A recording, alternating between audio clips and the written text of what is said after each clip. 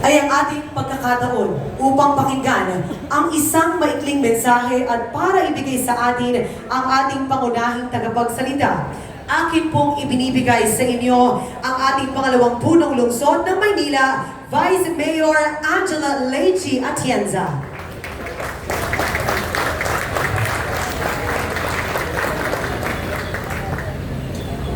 Magandang umaga po sa inyo lahat.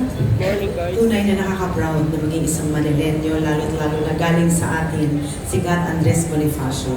Pero bago po ang lahat, gusto ko muna bumati sa ating alkalde na si Yormisco Moreno Domagoso, si Colonel Isidro Mamaril, Hukbong Dagat ng Pilipinas, Binibining Hershey Angeles, ang Commercial Leasing Head ng Tutupad Properties Incorporated, Deputy Executive Director Alvin CEO, Pambansang Komisyong Pangkasaysayan ng Pilipinas.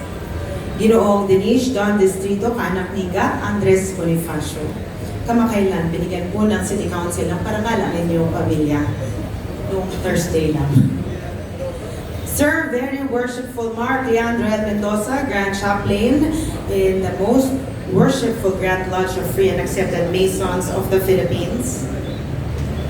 Sir Isagani Lisaka, Special Assistant to the Supreme Commander Order of the Knights of Rizal.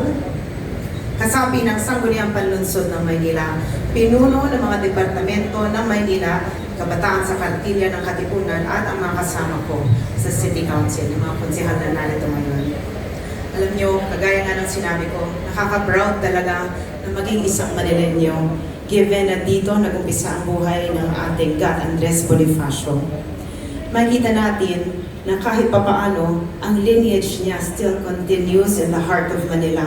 Dahil makikita natin ng mga lingkod bayan, kasama na rin ang ating mga department heads, mga konsehal, at lahat ng mga kasama namin sa administrasyong to, meron pa rin pusong tapat na nakikipaglaban para sa kapakanan ng mga Manileño. Kaya dahil narito kayo ngayon, gusto ko palakpakan nyo rin ang inyong mga sarili. Ang aking nais bilang lingkod bayan, sana gamitin natin ang ating pwesto para maging kagaya ni God Andres Bonifacio na maging isang lingkod bayani. Ibigay natin ang ating buhay para sa serbisyo, para sa buhay ng mga Manileño at may taas ang antas ng kanilang pamumuhay at bumuti at mag-iwan tayo ng legasiya balang araw. Nandito po ako para ipakilala ang isang tao na alam kong kilala niyo na. Pero kanina, tinanong ko siya, dahil gaya ni God Andres Bonifacio, noong taong 1880s, siya po ay nagtrabaho dito sa Binondo. Hindi naman 1880s, pero 1990s, na alam ko, nagtutulak siya ng kariton dito rin sa Binondo. Kaya kahit papaano, naiisip ko, swerte tayo dahil sumusunod siya sa ipak ni God Andres Bonifacio na nakita naman natin na nung siya ay naging isang konsihal, naging isang magaling na konsihal siya sa Tondo. Nung siya ay naging isang vice-alkalde, sumuporta at pinaglaban niya ang buhay ng mga Manileño. At nung panahon ng pandemya, siya ang tumulong sa lahat ng mga Manileño na mabuhay pa rin at mamuhay ng sagana. Kaya hindi na po ako magtatagal at ibibigay ko na po ang mikroponong to sa napakagaling na alkalde ng lungsod ng Manila, si Yorme Isko Moreno Domagoso.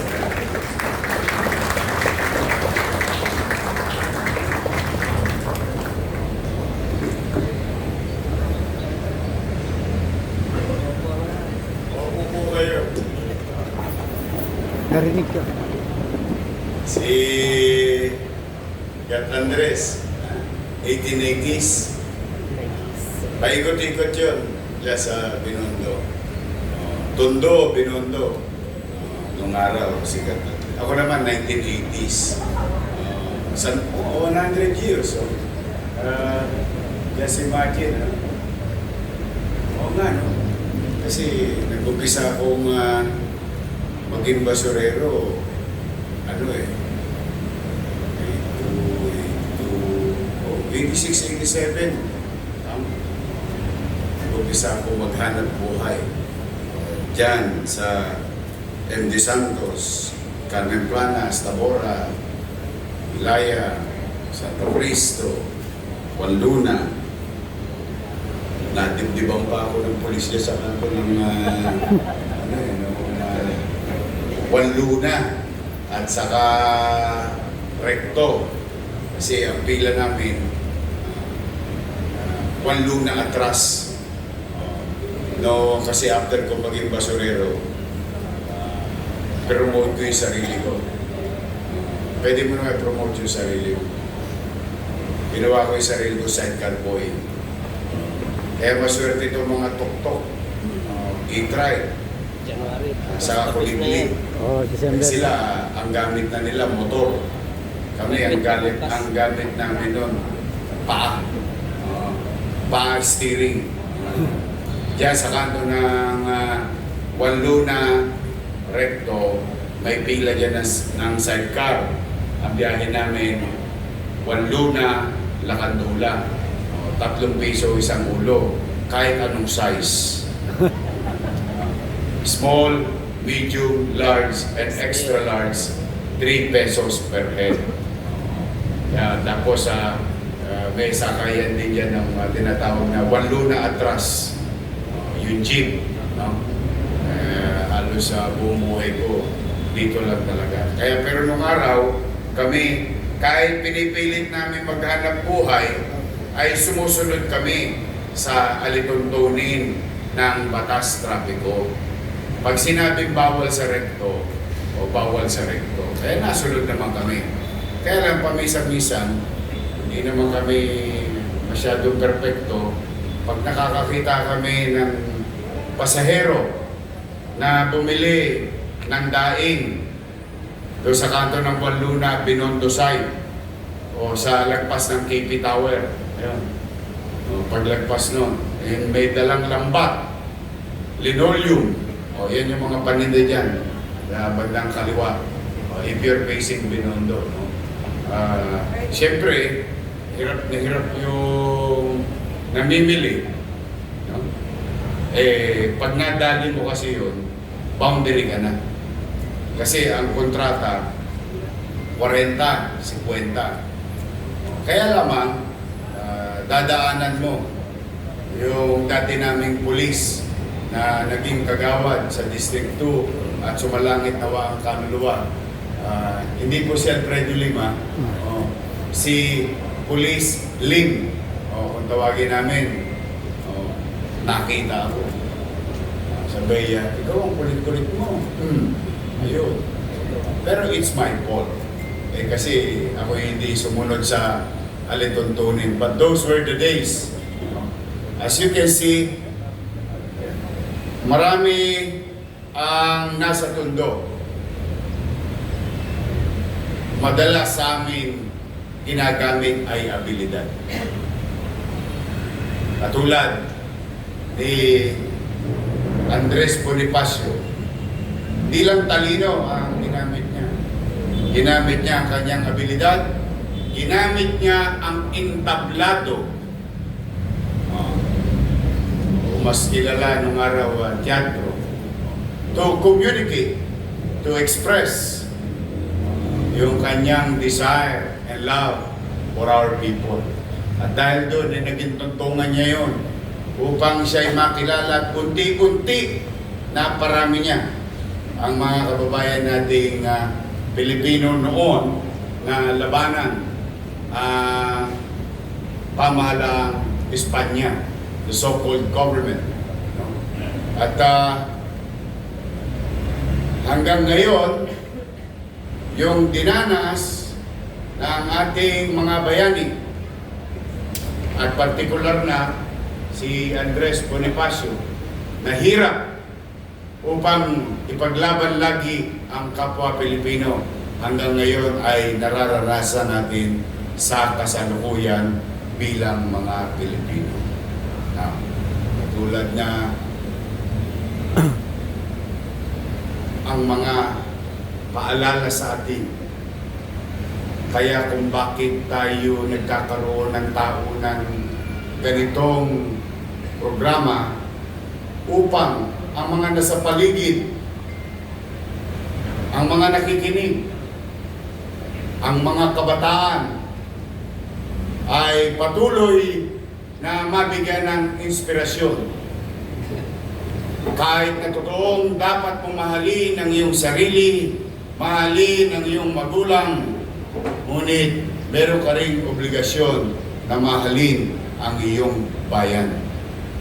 Ang mga bayani, rebulto na yan, maaaring makita nyo yung bakal, semento, pintura, maaaring walang buhay. Ngunit habang sila ay dinadaanan natin, dapat nating isabuhay lagi ang mga paalala ng mga rebultong iyan. Na ang pagmamahal sa bayan minsan, sukdo lang kahit buhay mo, ialay mo. Ngunit, ang kasalukuyang panahon ay hindi ka naman lilimutin. Love your country and the people will immortalize you. Sabi nga ng ibang tao. Kaya, pagka minsan-minsan kinikipit balikat lang natin yung mga rebulto na yan, ay para bang nakalimutan na natin. Taas ang kamay na nakararamdam ng malaya ang buhay natin ngayon. And the simple answer to that kung bakit tayo malaya, dahil sa isang katulad ni Andres Bonifacio. At marami pang bayani.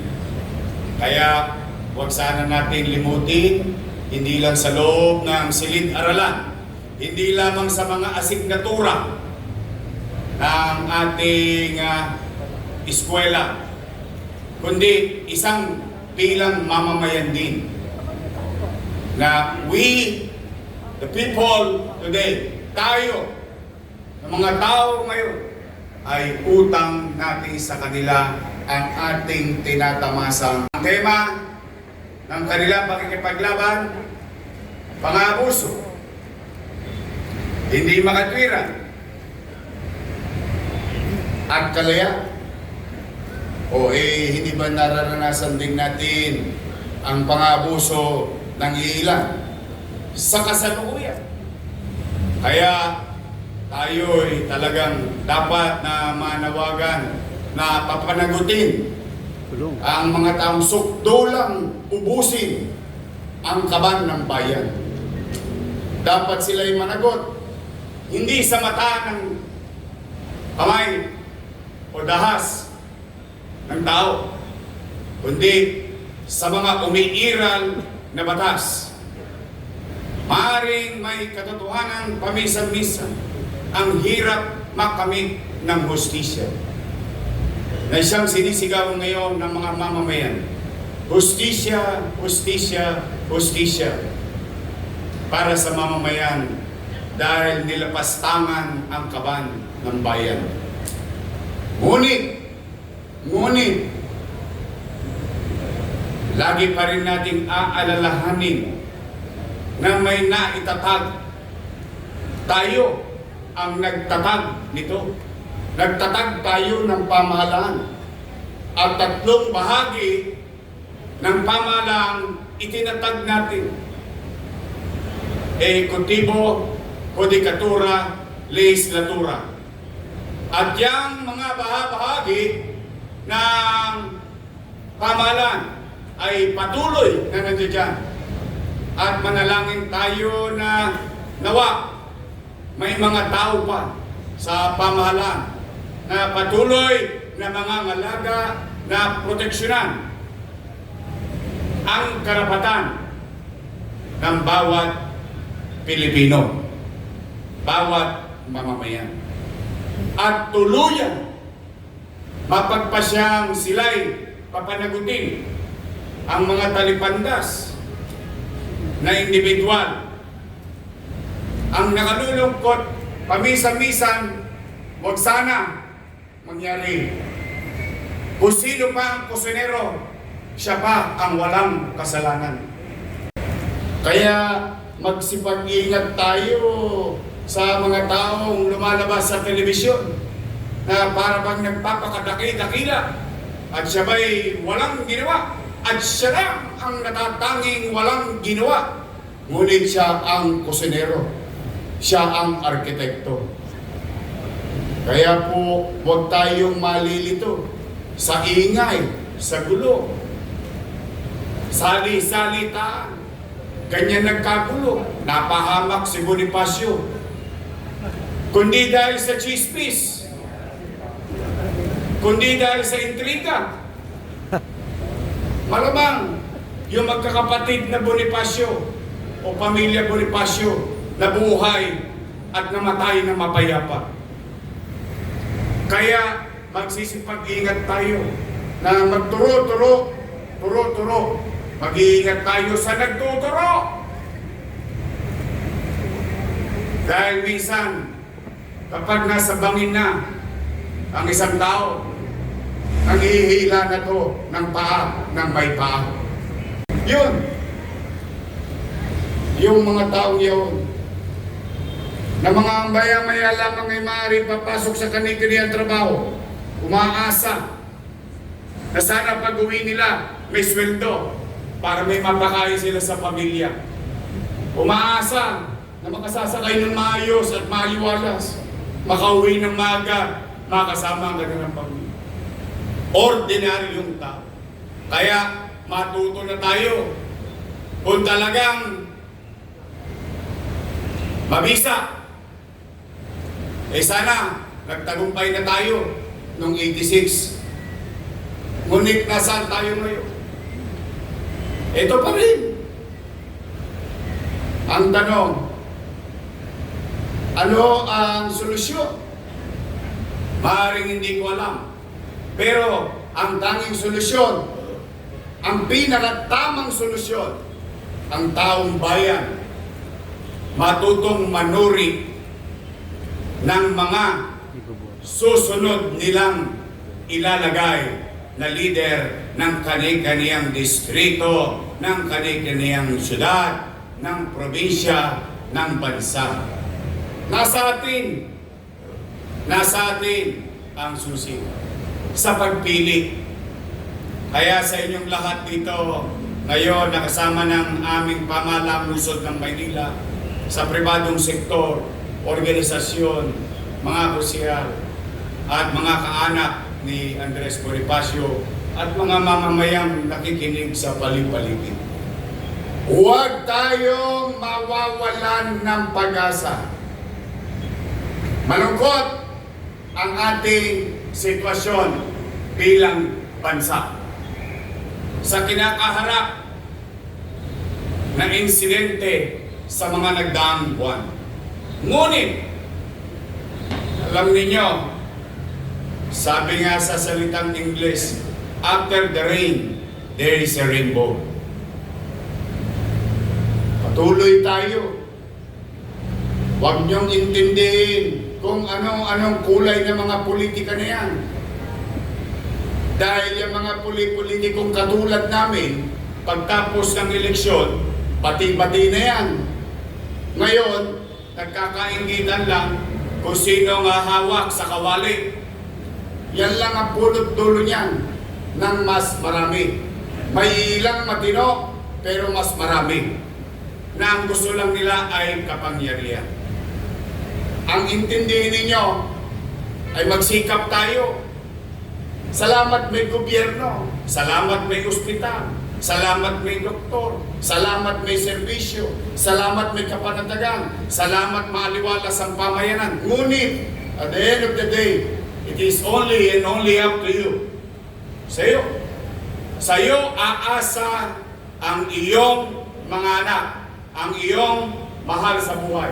Doon natin ituon ang ating damdamin, ang ating isipan, ang ating lakas. Ibuhos natin lahat. Na baka sakali yung mga nakaparirinig dyan na yung mga magulang na maaari isang anak ninyo ay sidecar boy, maaari isang anak ninyo ay basurero. Baka pagdating ng araw sa pagpupursige ninyo, maging doktor, maging inhinyero, maging abogado, maging profesional, o baka matsambahan pa natin katulad ng tsamba ko, maging mayor pa ng Maynila. Eh sino makapagsasagi? Sino makapag-uusga? Wala. Abay bakit? Nangyari sa akin eh. Eh di pwede rin mangyari sa mga anak ninyo. Hindi naman ako batang promil. Hindi ako bonakid. Amlang ang tinitira ko nung araw. But I am no special. My point is, maaaring mangyari din sa mga anak niyo. So, bottom line, patuloy tayong magsikap, maging masinop bilang individual para sa kinabukasan ng ating mga anak. Sino? Sino tayo ngayon? Tayo na mga anak. Tayong kapwa Pilipino. Kaya, ngayong tayong mga leader, departamento, konsehal, vice mayor, mayor, now we were given an opportunity, binigyan tayo ng pagkakataon ng taong bayan na sila'y paglingkuran. As like what the saying goes, said, many are called, but few are chosen. You were the chosen one. So be of service to the people, and with heart and mind na buong buo, walang paling, diretso. Kung bakit tayo nandito dahil sa mga yan. Yang mga nakatayo sa gilid, sa mga paligid. Dahil sa kanila, naluklok tayo sa kapangyarihan. At ang kapangyarihan, dalawang bagay lang ang pupuntahan. Gamitin sa tama at kapaki-pakinabang na pamamaraan sa kanyang mamamayan o sa personal lamang niyang kapritsyo at kapakinabangan. So you choose. You don't do the middle thing. There is no such thing. Magpapasko na, mabati ko na kayo. Merry Christmas. Baka naman. Chairman Campbell, baka naman. At ang Pasko ay dalawa ang piniling sa atin ng ating mga magulang at ninuno. Ang diwa ng Pasko ay dalawa. Laging dalawa, naririnig ko. Pamisa-misan, may sobra ng konti. Pero madalas na mabanggit ng mga magulang natin. Pagbibigayan at pagmamahalan. Ewan ko, o yun na sinabi ng nanay ninyo. Basta ako yun na sinabi ng nanay ko. Iba na ba? O, pareho-pareho. O, pagbibigayan. Pagbibigayan. Ikaw may nasosobra kang kaunti, wala namang masama. No? Hindi naman yan, bersa. Pero hindi yun ang mahalaga sa diwa ng Pasko. Isa lang yun. Pero para sa akin, lalo ngayong kasalukuyan ng sitwasyon natin, ay kailangan ang maging diwa talaga ng Pasko sa bawat pamilyang Manileño at Pilipino ay pagmamahalan. Why we should hate each other because of them? Bakit tayo mag-aaway-away? Pag sa kusina, sila lang ang kumakain. Ngayon, hindi nagkaayos-ayos sa parte-parte. Ginugulo buhay natin. Nung tumichicha kayo, minamantikahan ninyo ang inyong mga labi, tuwan-tuwa kayo. Ngayon, hinihikayat tayo. Ay magmasid po kayo ha. Mag-isip po tayo maigit. Hinihikayat tayo. Ika'y mapula, ika'y maputi, ika'y madilaw. O ano ba yung pink? Ano bang color yung sa Tagalog? Mapusyaw. Ano ba yun? Basta pink. Blue. White. Oh. Imagine ninyo, setting aside politics, pansinin ninyo, inang hihikayat sa inyo, pansinin ninyo, may kulay.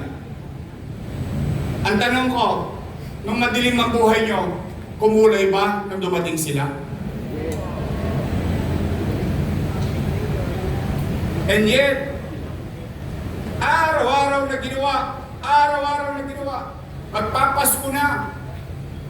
Sabi, ikay dito, ikay dito, ikay dito, ikay dito. Pagdating sa bahay, magpamilya, magkaiba-iba. Pagdating sa labas ng bahay, ang magkakapit-bahay, magkakaiba. Tingnan ninyo, darating ang oras, magkakatabihan sa camera. Kayo, magkakaaway pa rin. See? This is about time for us to be matured enough na unawain natin ano ang intensyon ng mga ito. Kaya, siguro ang pinakamabisang gamot sa ngayon, at ako'y naniniwala na mahatulan ng mga talipandas na yan. Pero sa ngayon, Pilipino tayo. Bakit tayo kailangan mag-away-away? Bakit tayo kailangan magkahiwa-hiwalay? For what? For whom? For our country? Maghiwa-hiwalay tayo? Hindi po totoo yun. Nangyari na nga yun dati. O, ilang revolusyon na ba tayo? Nagbago ba? May nagbago ba? Eh, kaya nga tayo sa ganito sitwasyon. Dahil hindi naman binago yung sistema eh. Binago lang yung nakaupo. Bakit? Kami naman, ang sabi nga. Kaya po, mga nanay ko, mga tatay ko, mga batang Maynila, ang diwa ng Pasko ay umiral sa ating puso. Ngayon, ano? Kapwa-tawad. Bahala na Diyos sa'yo. Uusigin ka rin pagdating ng araw. Mauna ka na sana. Pero for the meantime, we as Filipinos, not only Manileños, as Filipino, we should not inculcate hate among each other, among families. Ngayon nyo isa puso yung diwa ng Pasko na itinuro sa atin ng ating mga ninuno, ng ating mga magulang. Ang Pasko ay pagmamahalan. Sana araw-araw Pasko. Maraming salamat, Ninong. Maraming salamat, Ninang. Huwag niyong kalimutan ang pamasko namin. So muli, I hope you get the message. We will not participate in uncertainty of this city. I have 2 million mouths to feed, protect, and guide. We have an old city to build for the next generation. We have an environment to address for our children. That is my obligation to this city. That is my sworn statement to the people of Manila. I owe it to them. I don't owe it to anybody. Taong bayan ang naglagay sa akin dito, hindi politiko. Kaya sa inyo lahat, mag-iingat kayo. Nawa, maging masagana ang bagong taon sa bawat mundo, sa buong mundo at bawat bansa, sa buong bansa at lalo na sa buong Maynila. Magandang araw po. Happy birthday, Andres Bonifacio. Pwede ba? Kahit marami siya, baka marinig niya tayo. Pwede ba samahan niyo ako? Oo. Kantahan natin.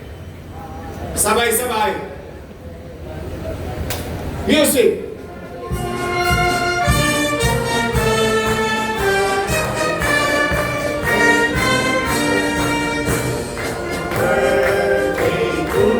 Sensya na kayo, sintonado. Happy birthday, happy birthday, happy